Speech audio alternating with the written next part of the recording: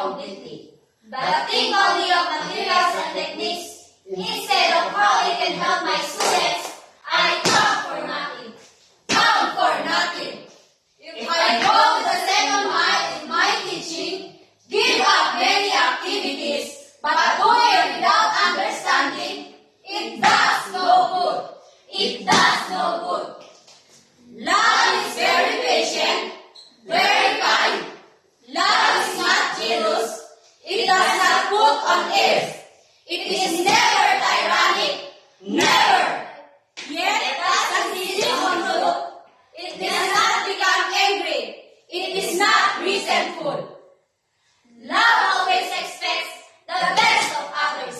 It is gladdened when they live up to these expectations. It is slow to lose faith when they do not. It will bear anything, hope for anything, endure anything. This kind of love will never fail. If there are teaching methods, they will change. If there are curricula, they will be revised. For our knowledge is imperfect, and our teaching is imperfect, and we are always looking for the better ways, which uninfinite God has placed ahead of us, ahead of us, ahead of us. When I began to teach, I fumbled and failed. Now, I have put away some of my childish ways.